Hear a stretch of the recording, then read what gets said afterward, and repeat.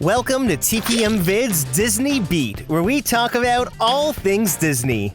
If you're new to the channel and like what you see, hit that subscribe button and click the bell icon to be notified when we upload a new video. You can also find us on all your favorite social media platforms. There have been major developments for some of the biggest projects at Walt Disney World, including tons of exciting news on Tiana's Bayou adventure. So sit back as we explore 3 major ride updates coming to Walt Disney World. Number 3. If you're a fan of Test Track, well, you're going to want to head to Epcot soon because the last date to experience the ride as it is today will be June 16th. That's right, beginning June 17th, Test Track will close temporarily to begin its reimagining. Disney recently revealed this piece of concept art showing the exterior of the attraction, which now has the scaffolding canopy removed. Showing off the architecture of the old World of Motion building is a huge win, and that new circular awning really complements what's already there. This is all a really good look. Now, fun fact, the canopy and scaffolding that's in front of Test Track today was actually only meant to be temporary. Yeah, it was originally set up to attach this giant Test Track billboard, and it covered the ride's preview center underneath. Closer to the official opening in 1999, Disney just decided to keep it up, and it's been here for more than 25 years. Showcasing the architecture of the building again was such a smart choice. It adds a level of sophistication, doesn't it? Now, Disney originally announced at Destination D23 last year that they were working with Chevrolet on reimagining Test Track. In this third version of the ride, they're going to be taking inspiration from World of Motion and infusing that optimism back into the ride. Judging by the original piece of concept art, it shows detailed physical sets, which is definitely an upgrade from the void black spaces on the ride today. Who knows, maybe we could even see some animatronics, because World of Motion had plenty of them. Just seeing the direction the automotive industry is going, it only makes sense that the new version of Test Track will focus on electric vehicles in some capacity. There were some rumors that the outdoor portion of the ride would be enclosed, but as you can see here, the track is still visible from the front. So I don't think that's actually happening. Disney hasn't shared how long the ride's closure will be, but seeing how it took 10 months to complete the reimagining for Test Track 2.0, I would expect the ride to be closed until at least April 2025 and maybe even longer. We'll just have to wait and see. Number 2. When it comes to Tiana's Bayou adventure, we're getting closer and closer every day to the ride's opening. Over the last couple weeks, Disney has revealed so many new and exciting details, including the poster for the ride at Magic Kingdom. Honestly, the design is not really my favorite when compared to other posters, and I just feel like the composition and the scaling is a bit off. But releasing an attraction poster means we are almost there. Drew the Disney Dude caught Imagineers test riding the attraction, and with this happening, it definitely means all the animatronics and set pieces are installed inside. Drew's done a fantastic job covering day-to-day updates on construction, so definitely give him a follow if you haven't already. Back at D23 in 2022, Disney revealed that Tiana's Bayou adventure would include 17 brand new critter characters created just for the ride. As of today, all 17 characters have been revealed, and remember how Tiana is looking for that missing ingredient for her Mardi Gras party? Well, it turns out the missing ingredient is not food-related, and it's actually the musical critters. The ride will take us along the Bayou while Tiana and Louis round up their critter friends for the party. So the first group of critters are this little band who we've been very familiar with. Except now they have names. We have Bahalia, Rufus, Apollo, Gritty, Timoleon, and Bo. They'll all be found in the very first indoor show scene, which is this scene on the screen, and it'll take place right after what used to be Slip and Falls. Now once we're exploring the Bayou, we'll float under dancing fireflies as the critters play a rendition of Gonna Take You There from Princess and the Frog. It'll be played in a Zydeco style, which is pretty much the same style of music as the song in the film. Take me all the way down. Going down the bayou. Going down the bayou. It's honestly a perfect tune for this section of the ride. Then as we float further on down the Bayou, we'll run into another set of musical critters. Octavia, Bernadette, Papa, Fina, Claude, and Sebastian will be playing Gonna Take You There in a style of music called rah-rah. It's more of a marching style that uses various horns. Then later on in the ride, we'll meet a musical group of frogs. Felipe, Mayra, Mondo, and Isabel will bring a jazzy sound into the ride. So far, that is 16 original characters, but there are a few more. Disney said we can expect another pair of frogs named Dolores and Gloria, who love to observe people riding down the bayou. It leads me to believe they are these two frogs on the log, and it sounds like they'll appear several times on the ride. And then there is one more original character, and that is Larry the Armadillo. Drew the Disney Dude caught a glimpse of Larry placed just before that waterfall after the big drop. Larry the Armadillo is a little mischievous, and he will show up where we least expect him to, so he'll appear more than once on the ride. Now, if you haven't been keeping count, that's a grand total of 19 original characters, in addition to all the other characters we already know from the film. Disney actually revealed the very first look at one of the completed indoor show scenes featuring some familiar frogs. It really encapsulates the magic and charm of a classic Disney dark ride, and it's all looking very, very promising. Another promising aspect of Tiana's Bayou adventure are the audio animatronics. Walt Disney Imagineering just started a series on YouTube called We Call It Imagineering, and the first episode was all about animatronics. Specifically, the impressive animatronic figures that will bring the story of Tiana's Bayou adventure to life. So first off, we have Tiana, who will appear 5 different times in the ride. 4 of those animatronics will be Tiana in her new adventure outfit. Then we were given a quick glimpse of her in her ball gown for the finale scene. The Tiana animatronic was revealed earlier this year, but this video here gives us such a better look at the figure with longer segments of her animation. She's an incredibly fluid A1000 figure. Next, there's Louis. This Louis actually is going to be the first Louis that our guests will see when they go down the bayou. Let me show you a little bit. It's not completed yet, but he is going to start greeting our guests and telling us, hey, I'm hearing all this music here. And that's why he's such a complicated figure, right? We're moving all this massive body. Now, Louis will appear 4, but possibly 5 times in varying states. Like here, it's just his tail and behind since he's stuck in a tree. This actually pays tribute to a quick little moment in Gonna Take You There from Princess and the Frog. Louis is one of the largest and most dynamic figures Disney has built to date, and it appears we'll get at least 2, maybe 3 full-size figures of the friendly alligator. This is Louis in the finale conducting all the critters, and here he was only performing at about 75% of his full speed. It's literally like the cartoon character has hopped right out of the screen. He looks absolutely fantastic. I cannot wait to see Louis in person. Now, like I just said, Louis will be conducting all the critters during the ride's finale, which will take place at the Mardi Gras celebration outside of Tiana's palace. Joining in on the celebration will also be Naveen's brother Ralphie, Mahalia the beaver. Then on Instagram, we saw Charlotte and Tiana's mom Eudora. Oh, and there's also an animatronic of Naveen, but he was not shown.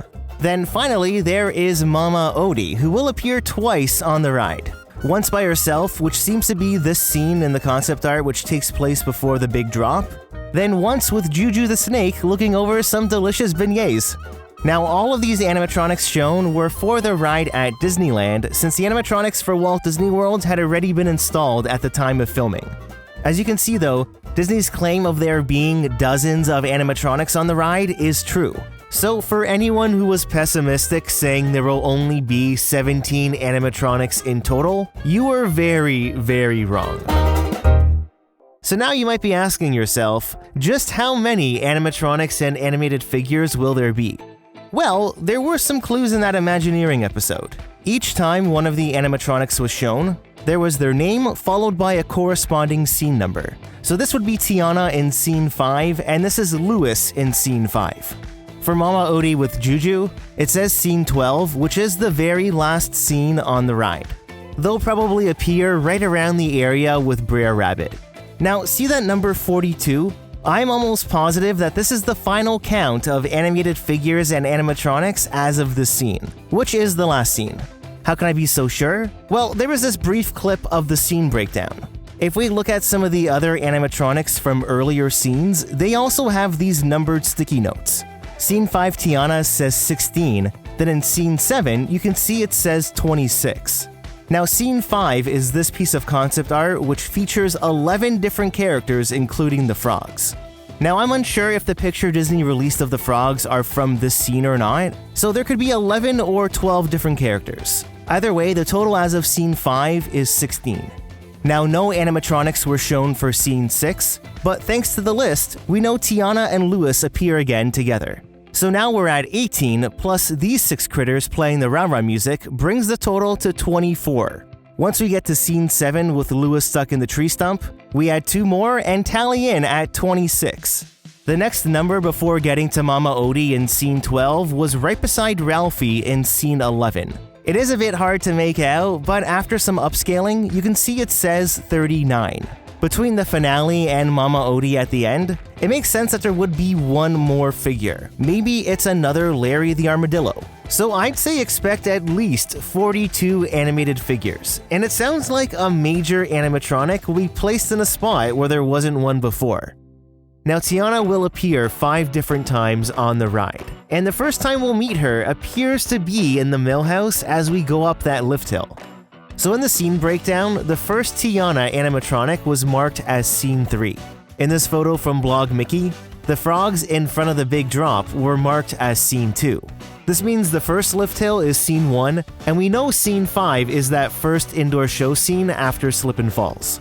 The outdoor section on the top level will take us through the garden for Tiana's foods, and this whole area is Scene 4. In this photo from Bayou Reconstruct, it even appears there's a Louis figure hiding behind the bushes. So with that all in mind, Scene 3 has to be Tiana in the millhouse, probably welcoming us to Tiana's foods. I mean, Walt Disney Imagineering really delivered some high-quality, impressive audio animatronic figures. In terms of modern Disney rides, this is one of the highest animatronic counts we've seen in a while. Now that's it for physical ride news, but Disney also revealed the new merchandise locations at Magic Kingdom. As soon as you exit the ride, splashdown photos will now be Tiana's Bayou General, and over in front of the ride, the Briar Patch is now the Critter Co-op. The sign is really charming and it follows the spirit of Splash Mountain. The window displays are already filled with so much detail, and I'm sure this will continue into the shop. The ride is really coming together, and they are truly in the test and adjust phase. There has been no word yet on an exact opening date, but apparently Disney is holding the media event for the ride from June 9th to 11th. It seems like it's right on track for its summer opening at Magic Kingdom, then it will open later on this year at Disneyland. I honestly wouldn't be surprised if the ride is fully opened at Magic Kingdom by the middle to the end of June. We just gotta keep our eyes peeled for an announcement. I don't know about you though, but as we get closer and closer, I get more and more excited to experience Tiana's Bayou Adventure. I really do think it's gonna be an instant hit. Number 1. In the last update video, it was shared that Disney filed permits for an area behind Animal Kingdom to house trailers for Imagineering and for construction teams. With them setting up such a big area, Animal Kingdom is prepping for something big. Although it hasn't been officially confirmed, it's really sounding like the Tropical Americas is going forward to replace Dinoland USA. Pretty much, Disney indirectly confirmed this project because Walt Disney Imagineering shared this video. This is Imagineer Neil. He's giving us a behind-the-curtain look at the planning and research that's going into the changes coming to Disney's Animal Kingdom. I think you're going to like what you see behind the curtains. Recently took a trip down to Mexico's Yucatan Peninsula to study culture, art, and the archaeology of the Maya. The Yucatan Peninsula in Mexico is just one of the many locales that will inspire the Tropical Americas. And we also got a peek at some of the 3D models for the land. Now, it's one thing to show us blue sky concept art, but if this was something that wasn't in serious development, they would not be publicly showing us research trips and 3D models. Now, since this is a fluid project, I did notice some differences between the models and the concept art. One major difference was the steps leading up to the Madrigal's Casita, which weren't present in the concept art. Layout adjustments are bound to be made, but what was announced at Destination D23 sounds like it'll become a reality. So just to recap, as it stands right now, the Tropical Americas will feature a brand new attraction inspired by Encanto, Indiana Jones will be replacing Dinosaur, and a mystery IP is being considered for a carousel. At one point, it was rumored to be a Coco theme, probably an Alebrijes carousel. Remember, mythical creatures were always a part of Animal Kingdom's mantra, so that would definitely fit in. The southern tip of Mexico, extending all the way into South America, is so rich in its landscapes, its culture, and it's home to many different animal species. Since the Tropical Americas isn't locked to just one singular franchise, there is a lot of room to connect it with the themes of Animal Kingdom. Joe Rohde himself said that the park is based on 3 themes: the intrinsic value of nature, psychological transformation through adventure, and a personal call to action. The stories of Encanto, Indiana Jones, and possibly Coco will all be vehicles to teach us about the region's culture, their animals, and the human relationship with nature. It is rumored that the Encanto attraction will be a dark ride, and in the 3D model, you can see the massive show building behind the casita facade. There's about 2.8 acres of land behind Dino Land that could house a substantial sized dark ride. For reference, Remy's Ratatouille Adventure only uses about 1 acre, so there is plenty of room. I could see them focusing on Antonio's room with all the animals, then finding a way to tie the other characters into the story. Now, when it comes to Indiana Jones replacing Dinosaur, the rumor is that this will be a completely unique story that will tie into the themes of Animal Kingdom. It will not be a carbon copy of the ride at Disneyland or in Tokyo, and I think this is in Disney's best interest. Just by examining the concept art, it appears the story will take us into the Mayan regions. It would make a lot of sense just based off Imagineer's research trip. It was very common for Mayan temples to be painted red, but if you search Red Mayan Temple on Google, a very similar structure that aligns with the concept art pops up, especially this white decal near the top. There's no doubt that Imagineers drew some inspiration from the Rosalia Temple in Honduras. Now, Indiana Jones is an archaeologist, and there was an archaeology study that focused on the remains of humans and animals and traced their interactions. A story in this nature where Indy explores the animals and mythical creatures of the Mayans would perfectly align with the themes of Animal Kingdom. Plus, it's no coincidence that Joe Rohde just returned to Imagineering. He's been offering masterclass work sessions, and you can bet he's mentoring the Imagineers working on Tropical Americas. After all, Joe Rohde was the lead Imagineer responsible for all of Animal Kingdom. If there's one person who knows the park the best, it's Joe. Exciting things are in store for Animal Kingdom, and I wouldn't be surprised if Disney announces these official plans at D23 this year. I mean, it could very well be sooner, but if you are taking a trip to Animal Kingdom this year, I would say your last goodbyes to Dino Land before it's extinct and it's closed for good. Now, out of these 3 projects, which are you looking forward to the most? I'd love to know. Leave a comment down below to start a conversation, and don't forget to hit that like button if you enjoyed the video.